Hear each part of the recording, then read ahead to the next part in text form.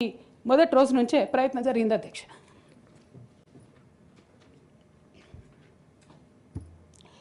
కానీ ఎక్కడ కూడా నేను తెలంగాణ బిడ్డలని తెలంగాణ ప్రజల్ని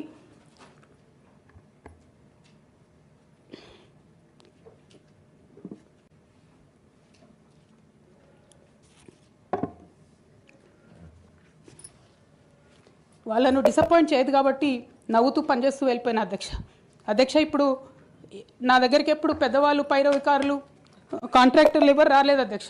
నేను ఎప్పుడు కూడా పేద ప్రజల మధ్యలోనే ఉండి పనిచేస్తున్నాను అధ్యక్ష.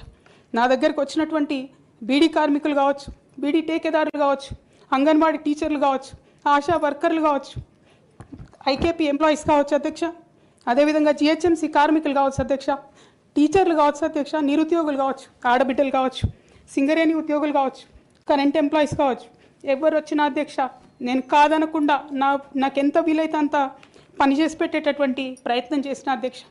అయినా సరే అధ్యక్ష పార్టీ మౌత్ పీసులుగా ఉండేటటువంటి పార్టీ పేపర్లు, పార్టీ ఛానళ్ళు ఏ ఒక్కరు కూడా ఎన్నడూ కూడా మద్దతు ఇవ్వలేదు అధ్యక్ష.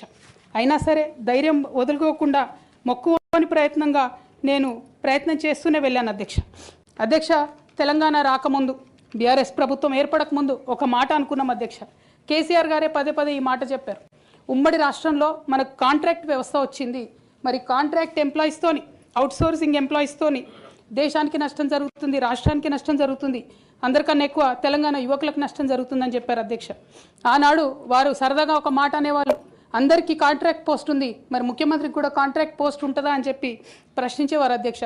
కానీ తెలంగాణ వచ్చిన తర్వాత 10 ఏళ్లలో కూడా కాంట్రాక్ట్ వ్యవస్థను మనం రద్దు చేసుకోలేకపోయినాం అధ్యక్ష. అది కాకుండా అవుట్సోర్సింగ్ ఎంప్లాయీస్, అవుట్సోర్సింగ్ వ్యవస్థను పెంచి పోసిపోయినాం అధ్యక్ష. బాధతో చాలా ఆవేదనతో నేను ఈ మాటలు చెప్తా ఉన్నా అధ్యక్ష. తెలంగాణ సమాజానికి ఏదైతే ప్రశ్నించడం నేర్పించినటువంటి బీఆర్ఎస్ పార్టీ అధ్యక్ష